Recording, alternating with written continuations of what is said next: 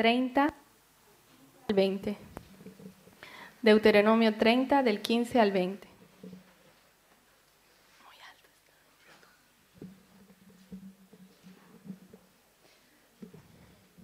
Mira, yo he puesto delante de ti hoy la vida y el bien, la muerte y el mal. Aquí dice 15. 35 o 15. En el boletín dice 15. 30, del 15 al 20.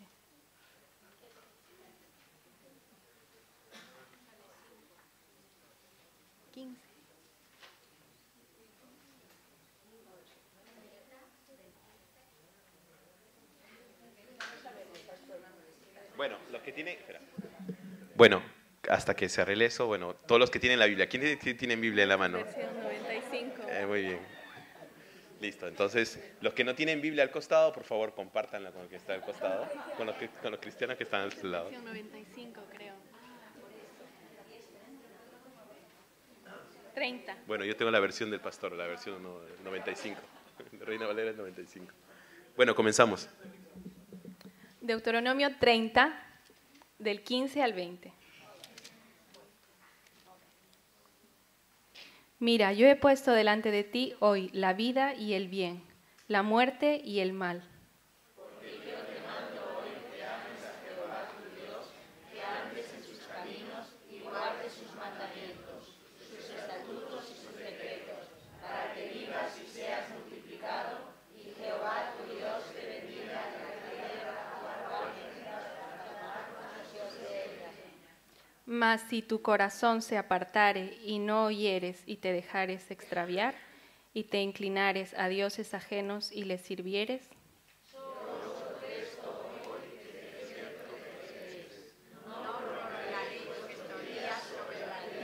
a donde vais, pasando el Jordán para entrar en posesión de ella. a los cielos y a la tierra llamo por testigos, hoy contra vosotros, que os he puesto delante la vida y la muerte, la bendición y la maldición. Escoge pues la vida, para que vivas tú y tu descendencia. Amando a Jehová tu Dios, atendiendo a su voz y siguiéndole a él, porque él es vida para ti y prolongación de tus días, a fin de que habites en la tierra que Jehová a tus padres, Abraham, Isaac y Jacob, que les había de dar.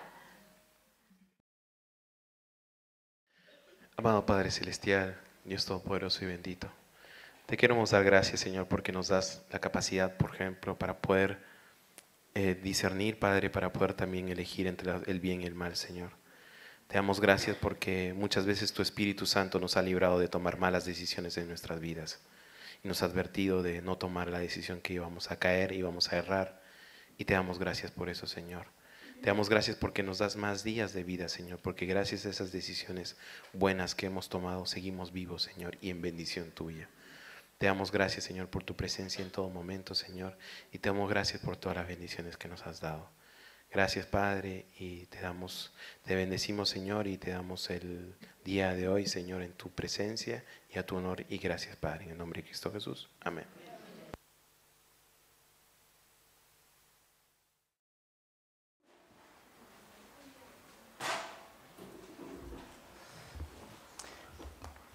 Muy bien, mientras ponen algunas sillas para que puedan sentarse, aquellos que están fuera, quizá hacer una mención que es una primicia, bueno, en el sentido de que la semana pasada estuvimos ya haciendo trámites con los abogados, pero el martes que viene vamos a firmar fin de obra de la Iglesia.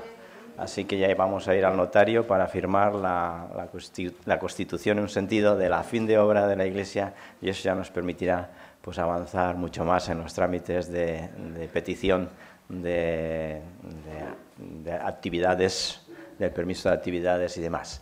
Pero teniendo el fin de obra ya tendremos probablemente la próxima semana las puertas allí, las dos puertas de la iglesia en aquel lugar colocadas, y aquí de momento pues tendremos, no sé cómo entraremos, ya veremos, sea algo clandestino, aquellos que pasen por aquí, este es un lugar clandestino, pero probablemente la semana que viene pues ya las dos puertas irán allí, y con este fin de obra pues podremos adelantar ya mucho más las cosas.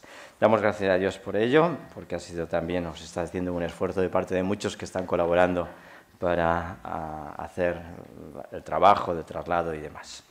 Bueno, deciros una cosa, que vamos a empezar una pequeña serie de una iglesia con valores, una iglesia con valores. Nos gustaría que nuestra iglesia fuera una iglesia que tuviese unos valores. Y en este caso vamos a empezar hoy con el reto, una iglesia con retos.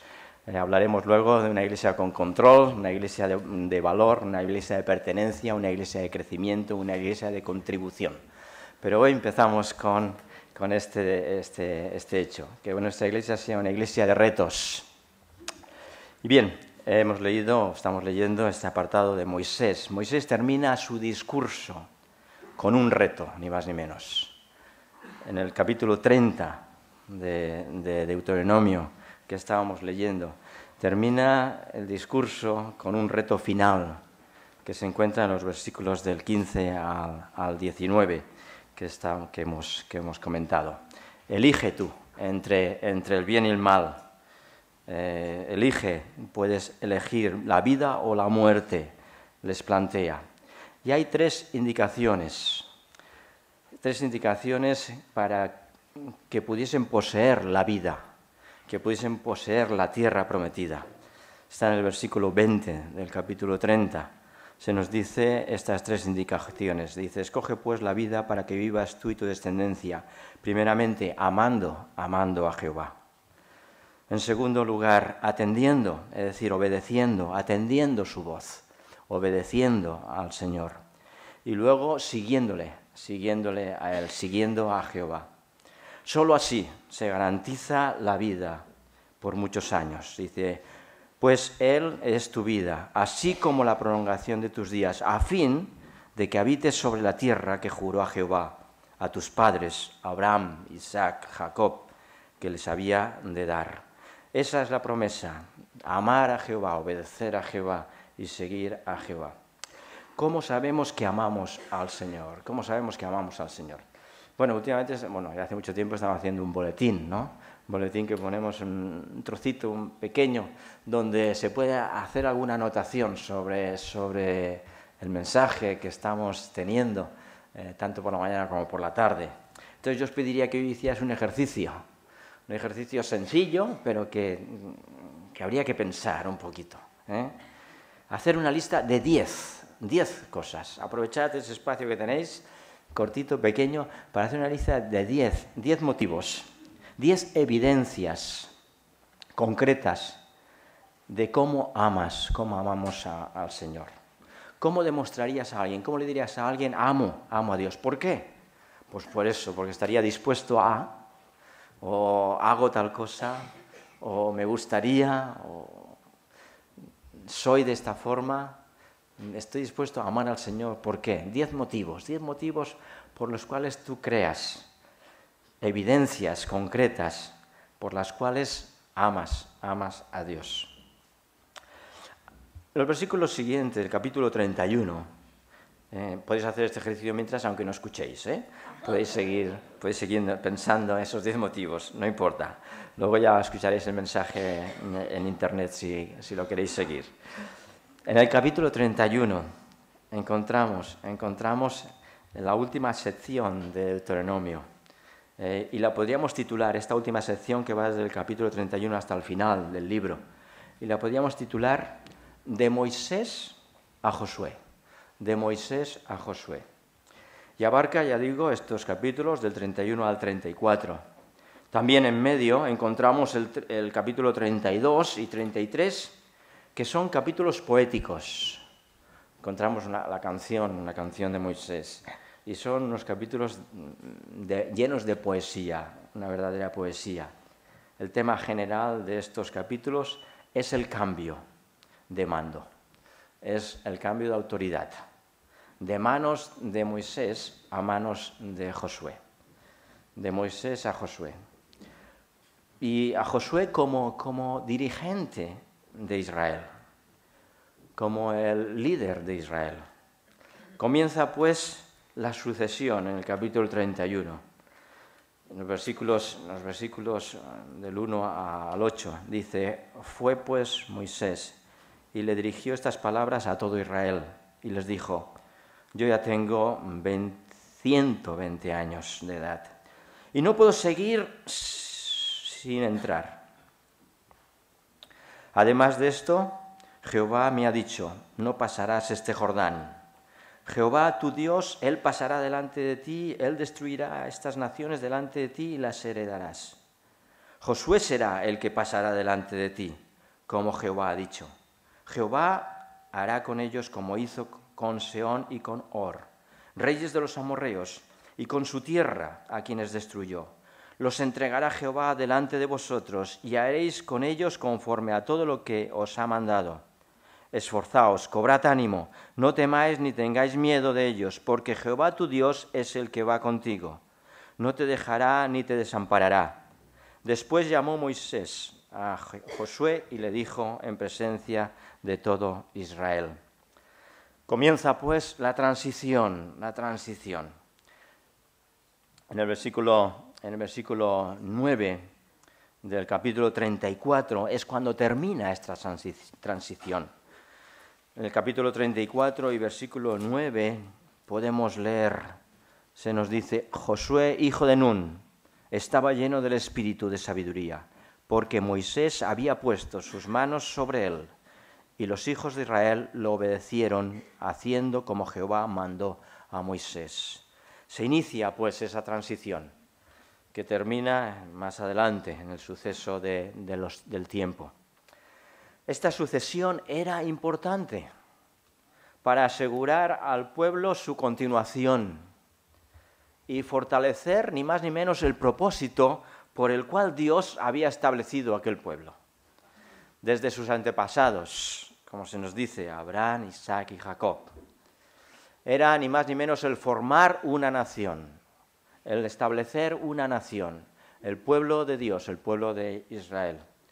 Con esta transición, esta sucesión de Moisés a Josué, se inicia y se garantiza ese pacto que había hecho Dios con su pueblo. Así que vemos que Josué es retado. Josué es retado.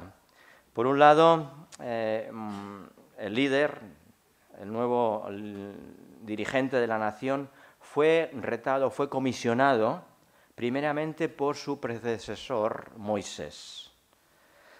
La información de esta sucesión fue dada de dos formas. Dos formas fueron las que Dios informó, o fue el pueblo también se informó de esta sucesión. Por un lado, fue directamente dada a todo el pueblo. Hemos leído, pues, en los versículos del 1 al 6, cómo Moisés se dirigió estas palabras a todo Israel. Y como les explica, les dice: yo ya soy mayor, ya estoy cansado. Además, Dios me ha dicho que no voy a ver la tierra prometida. Así que el que va a sucederme va a ser Josué. Hace hincapié, pues, Moisés, al decírselo a todo el pueblo. Él confiesa que no podía seguir. No podía seguir porque ya no estaba tan activo, ya no podía llevar la carga pesada. Y además Dios había prometido que no entraría, le había prohibido que no entraría en la tierra prometida. En segundo lugar, informó al pueblo que Josué tomaría su relevo. Y estas dos informaciones, estos dos datos que da Moisés, son imprescindibles ¿para qué? Pues ni más ni menos para infundir confianza al pueblo. Primeramente les aseguró que la relación de Dios con ellos no cambiaría. Porque al fin y al cabo, el que vencía, el que ganaba las batallas, el que conquistaba a los enemigos, era Jehová de los ejércitos. La victoria no dependía del caudillo, no dependía de un caudillo humano, sino la victoria dependía exclusivamente de Dios mismo. En tercer lugar, les dio una exhortación, animando a sus seguidores a que fueran valientes hicieran su parte de obediencia delante del Señor. El reto fue un reto muy claro. Versículo 6, esforzaos y cobrad ánimo. No temáis ni tengáis miedo de ellos, porque Jehová tu Dios es el que va contigo. No te dejará ni te desamparará. Así que era necesario informar al pueblo, por un lado, que Moisés ya no tenía las mismas fuerzas que hasta ahora había tenido, que Josué sería el sucesor de ellos, que Jehová no les dejaría en ningún momento, que estaría a su lado, que no permitiría que nada aconteciera, que Él no les desampararía. Esta información dada al pueblo también fue dada a Josué directamente. Los versículos 7 en adelante dice que después llamó Moisés a Josué y le dijo en presencia de todo el pueblo: esfuérzate y anímate, porque tú entrarás con este pueblo a la tierra que juró Jehová a tus padres que les daría, y tú se la darás por heredad. Jehová va delante de ti, estará contigo, no te dejará ni te desamparará, no temas ni te intimides. Escribió Moisés esta ley. Así que la transmisión, la información fue dada al pueblo de una forma oficial por medio de Moisés, pero también directamente a Josué. Él recibió el reto, la comisión que debía tener por delante. Así pues, después de dirigirse al pueblo, Moisés llamó a Josué, lo puso delante de todos, y su cometido o su estímulo es decirle: esfuérzate y anímate, no temas ni te intimides. Por un lado, es una actitud positiva: esfuérzate y sé valiente, anímate. Y por otro lado, tenemos la parte un tanto negativa: no temas, ni te intimides, no tengas temor. El líder podía ser siempre valiente por dos razones. Por un lado, porque entraría en la tierra y la repartiría a todas las tribus de los israelitas. En segundo, porque la presencia divina estaba garantizada. Igual que al pueblo, que Moisés les pide que se esfuercen y sean valientes, también a Josué se le pide que se esfuerce y sea valiente. Que cambie el miedo por confianza, que cambie el temor con la certeza, que estés cierto, convencido, seguro, que el Señor estará con él, que todo lo que acontezca, que todo lo que ocurra, será dirigido por el Señor. Que cambie, pues, el temor por la confianza en Dios.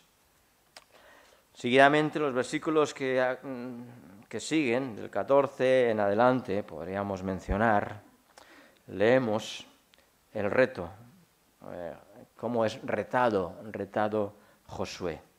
La comisión de Moisés no era suficiente. El hecho de que Moisés pusiera las manos a Josué no era suficiente. Para asegurar que Josué no iba a temer ni a intimidarse, en su nuevo liderazgo, en su nuevo puesto, Dios mismo confirmó su nombramiento. Y esto es interesante que lo tengamos en cuenta. A veces no recibimos solamente el comisionado, el reto, el entusiasmo de parte de los que nos rodean, sino que es importante que lo recibamos de parte de Dios. Es Dios mismo el que confirma el nombramiento de Josué. Versículo 14 del 31. Luego Jehová, Dios mismo, dijo a Moisés: mira, se ha acercado el día de tu muerte, ya tienes 120 años, ya eres viejo.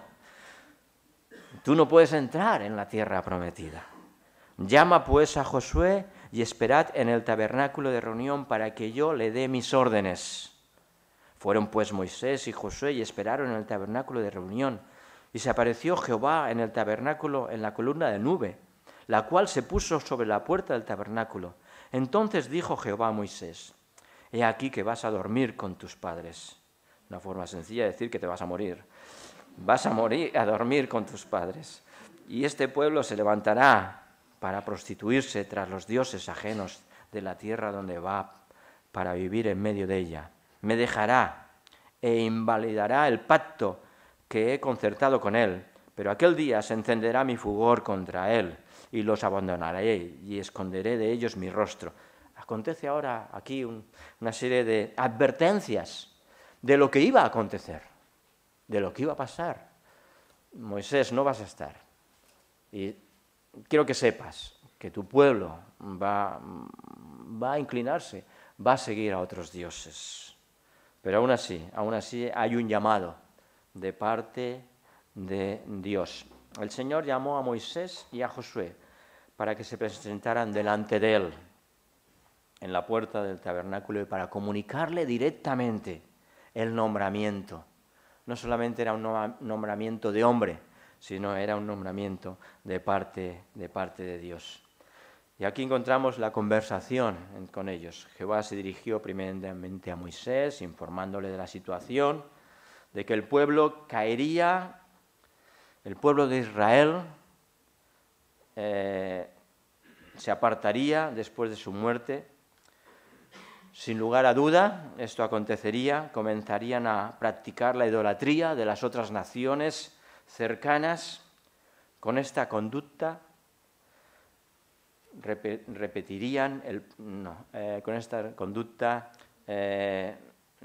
invalidarían el pacto y caerían bajo la ira de Dios, quien los abandonaría y escondería el rostro de ellos.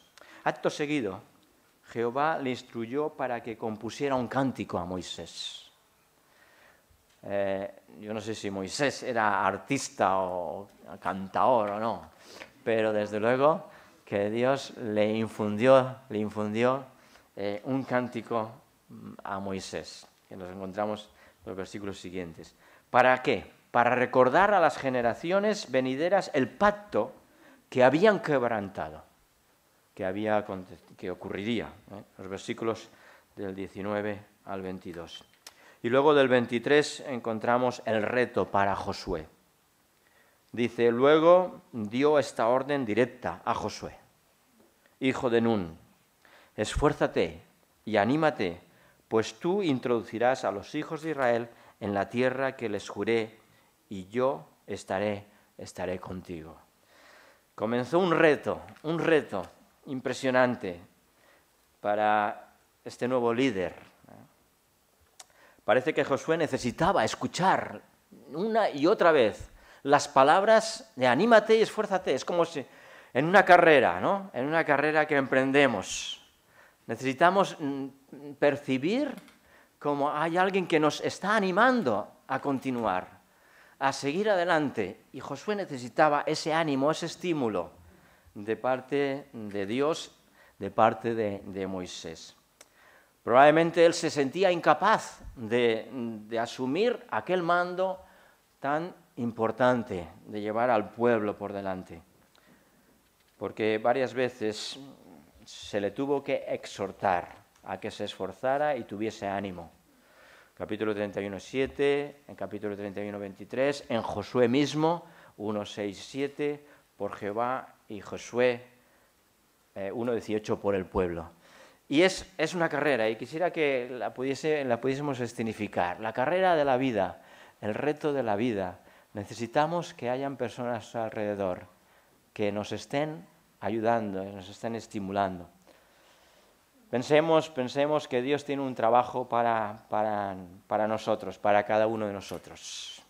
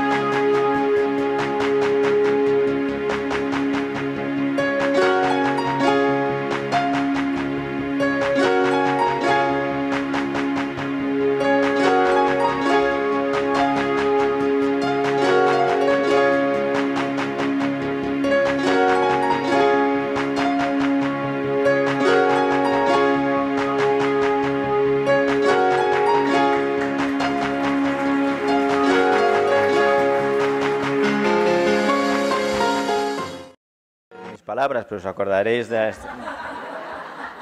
la escenificación. Gracias, Jocabet y Clara. Tenemos un trabajo por delante, tenemos una carrera que seguir. Algunos más fáciles, otros más difíciles, sin duda. Pero todos requieren la dirección divina. Cualquier función, cualquier trabajo, cualquier ministerio, cualquier don que tengamos, requieren la dirección divina de parte de Dios. Aparte de que podamos estimularnos, animarnos nosotros, Dios tiene que dirigirnos. Dios tiene que nominarnos. Dios ha dado dones a todos nosotros nos ha dado dones para que desempeñemos esa función que es en el cuerpo de Cristo. 1 Corintios capítulo 12, versículos de 12 en adelante. Formamos parte de un cuerpo. Si te ha quedado espacio en el boletín, después de poner las 10 motivos por los cuales amas a Dios, ahora tienes que escribir cuál es mi don, cuál es tu don, cuál es el don y cómo lo utilizas. ¿Cómo utilizas el don que Dios te ha dado o Dios te da? ¿Cómo utilizas el Dios que te da? Quizá eres uno de los animadores. Pues estupendo, fantástico. Eres alguien que está estimulando a otra persona que corre porque quizá tú ya tienes 120 años y no puedes correr. Cada uno tenemos un don, la oración, podemos orar si somos mayores, pero si no, si eres joven, tienes otra cosa que hacer. Bien, Dios introduce un método eficaz. Dios introduce un método eficaz para que el pueblo recuerde el pacto que había hecho. Mandó establecer testigos perpetuos contra el pueblo, testigos que acusarían en un sentido al pueblo. Cada uno de ellos tendría un doble propósito. Primeramente, una prevención de lo que iba a acontecer. Cuando los israelitas participaban en los ritos de leer la ley y cantar el cántico de Moisés, se animarían a obedecer y no caerían en la apostasía. Estos dos testigos contra Israel es la ley y el cántico de Moisés. En el capítulo 31, versículos del 9 al 13, le dice a Moisés: ahora pues escribe este cántico y enséñalo a los hijos de Israel, ponlo en su boca, para que este cántico me sirva de testigo contra los hijos de Israel. Porque cuando ellos los introduzcan en la tierra que juré a sus padres, los cuales fluye leche y miel, comerán hasta saciarse, engordarán y volverán a los dioses ajenos y les servirán, me enojarán e invalidarán mi pacto. Escribe un cántico para que cada vez que lo canten, lo recuerden, les sea testigo, les sea acusándoles de lo que van a acontecer. La ley guardada, la ley escrita por Moisés, era una prevención para el pueblo. Y una copia de la ley era de suma importancia. La tradición oral, al fin y al cabo, a veces nos olvidamos, se ignora. Pero lo que está escrito, escrito está, se dice, ¿no? Lo que está escrito, escrito está. Escrito está. Así que era importante que Moisés escribiera la ley. Además era guardada por los sacerdotes. Estos tenían la responsabilidad, en el versículo 24 en adelante, dice: acabó Moisés de escribir las palabras de la ley en un libro concluido. Moisés, versículo 25, dio órdenes a los levitas que guardaban el arca del pacto de Jehová. Tomad este libro de la ley y ponedlo al lado del arca del pacto, vuestro Dios, que esté allí como testigo contra ellos. Tenían pues la responsabilidad de guardar una copia de la ley junto al arca del pacto. Las palabras del decálogo, los 10 mandamientos y todo el contenido de la ley, se encontraban dentro de ese mueble sagrado, de ese arca, y representaba toda la esencia de la ley moral para el pueblo. El libro de la ley contenía los mandamientos de parte de la voluntad divina hacia el pueblo. y no se perdía mientras estuviese guardado por los sacerdotes. Así que era importante la ley, que fuera retenida, fuera guardada. Además era leída al pueblo. Versículos del 10 al 13 del capítulo...